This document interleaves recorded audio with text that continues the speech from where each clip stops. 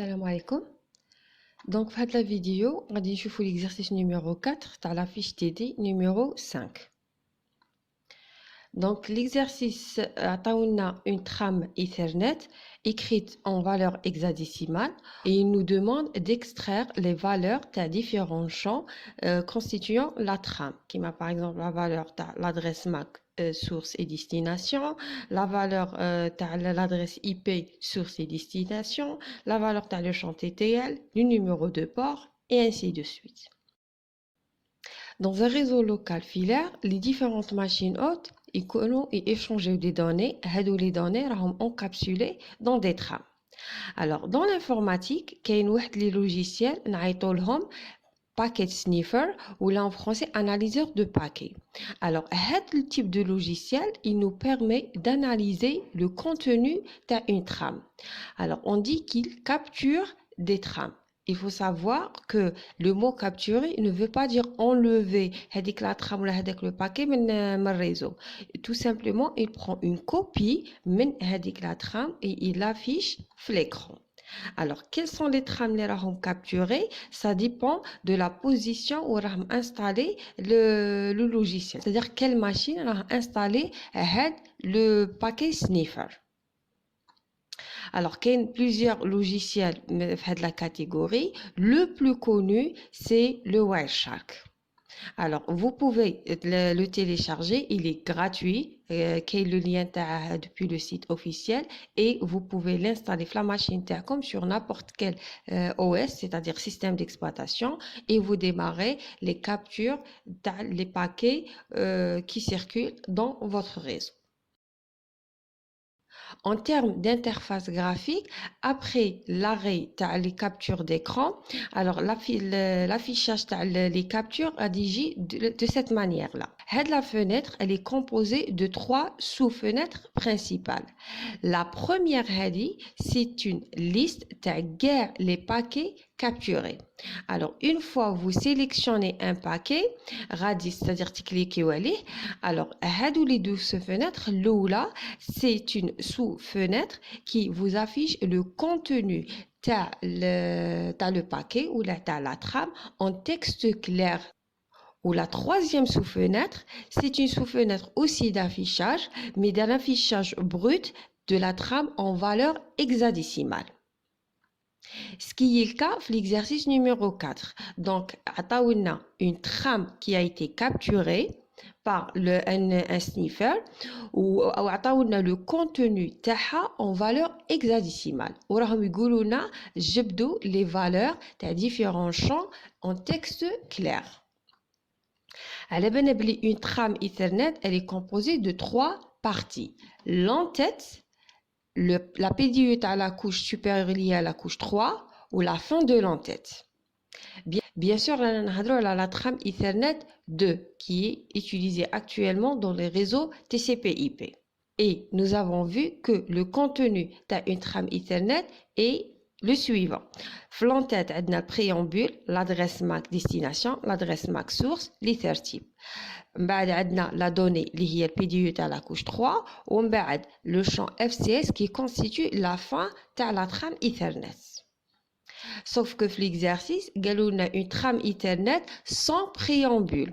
Donc, sans préambule, c'est le champ préambule de la trame. Donc, la trame, elle commence directement par le champ adresse MAC de destination. Alors, les valeurs elles sont en hexadécimale. Et une valeur hexadécimale, elle est représentée par 4 bits, c'est-à-dire elle vaut 4 bits. Et bien sûr, les valeurs hexadécimales vaut un octet. Maintenant, commençons à répondre aux différentes questions de l'exercice. Alors, la première question, quelles sont les adresses Ethernet MAC, source et destination à la trame. Donc, le premier champ, c'est l'adresse MAC de destination, ou la taille c'est 6 octets. Donc, on va essayer d'extraire les 6 premiers 6 octets qui constituent l'adresse MAC. Donc, c'est un octet, 2, 3, 4, 5 et 6. Donc, ça, c'est l'adresse MAC de destination. Maintenant, l'adresse MAC source. Donc, j'ai juste après l'adresse MAC de destination, où il y a la taille de 6 octets. Donc, 1, 2, 3, 4, 5 et 6. Et ça, c'est l'adresse MAC de destination. Maintenant, la deuxième question, quel est le type de paquet qui est encapsulé FlatRAM? On a dit que le champ donné HEDA, c'est la PDU de la couche 3. Donc, le PDU de la couche 3, on a un paquet. Donc, on doit connaître quel type de paquet est ou le champ EtherType, quel est le type de paquet qui se trouve à l'intérieur du champ donné. Donc, à l'hsab le tableau, quand la valeur de EtherType 0 ou 800, donc c'est IPv4. Donc, le champ EtherType, la taille c'est 2 octets, où j'ai juste après l'adresse MAC source. Donc, on extrait les 2 octets. Donc, 1 et 2. Donc, c'est 0 ou 800. Donc, le type de paquet, c'est un paquet IPv4. Maintenant, la question suivante, si c'est un paquet IP qui est encapsulé, quelles sont les adresses IP, source et destination? Et bien sûr, il faut les afficher en format décimal suivant. On sait qu'un paquet IP, il est constitué de 2 parties. La première partie, il y a l'entête à le paquet IP. La deuxième partie, c'est la PDU à la couche supérieure par rapport à la couche réseau, il y a la couche transport. Alors, l'entête IP, je l'ai vu dans une vidéo précédente. Donc, une entête IP, elle est constituée de ce qu'on appelle des mots. Chaque mot, il est de taille de 4 octets.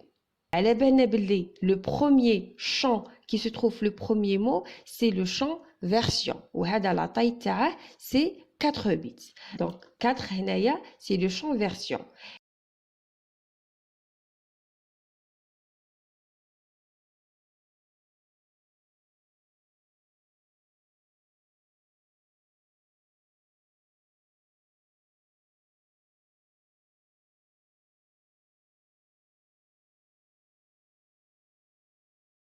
C'est-à-dire que l'entête IP le paquet, la taille est égale à 5 mots. C'est-à-dire qu'il y a le premier mot, le deuxième, troisième, quatrième et le cinquième. Et il n'y a pas le mot option. L'adresse IP sur sous destination, j'ai le quatrième ou le cinquième mot. Donc, on va les différents mots. Le premier mot, هذا اللي يبدا به الباكي لا طاي تاعه 4 octets. Donc c'est 1 2 3 et 4. Et ça c'est le premier mot. Le deuxième mot, j'ai juste moi le premier mot, فاني هو 4 octets, donc ça serait ça. Le troisième mot, c'est ça. Le quatrième mot, c'est bien ça. Et le quatrième mot, c'est l'adresse IP source. Donc la valeur de l'adresse IP source, c'est C009C80B. Alors, puisqu'ils nous ont demandé de l'afficher en format décimal, alors il faut convertir la suite en valeur binaire. Après chaque 8 bits, il faut mettre un point et après convertir les valeurs binaires en valeurs décimales et on obtient cette adresse IP. Le cinquième mot, c'est bien HADA. Quatrième question, quelle est la valeur de la TTL? Donc, la TTL, elle se trouve le troisième mot, ou le champ taha j'ai fait début le troisième mot, ou la taille taha c'est un octet, donc c'est un E. On convertit un E en valeur décimale, donc la valeur de la TTL c'est 30. Maintenant, quel est le protocole transport encapsulé? Donc, la partie donnée dans le paquet, c'est une PDU dans la couche transport constituée de 2 parties. L'entête dans la couche transport et la donnée. Alors, il faut savoir que, quel type de PDU qui se trouve ici, qu'il y a un champ l'entête de l'IP, le champ, c'est le champ protocole. Donc, le champ protocole, il est juste après la TTL. Donc, c'est 0,6. Enfin, la taille de 0,6 parce que la taille de c'est 1 octet. Et la 0,6 en hexadécimal, c'est 6 en décimal. Donc, la valeur 6, il s'agit d'un segment TCP. Maintenant, quels sont les numéros port, source et destination qui se trouvent dans l'entête TCP? L'entête IP تكمل عند l'adresse IP de destination. علاش؟ parce que ما كاينش le sixième mot اللي هو option. Donc l'entête تاع TCP تبدا à partir de la valeur 0,4. Dans une vidéo précédente, شفنا l'entête تاع TCP. Donc c'est la suivante. La question, quels sont les numéros de port, source et destination? Alors, le numéro de port et destination, il constitue le premier mot de l'entête.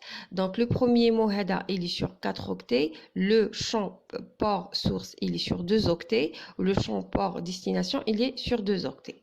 Donc, 1, 2, c'est le port source.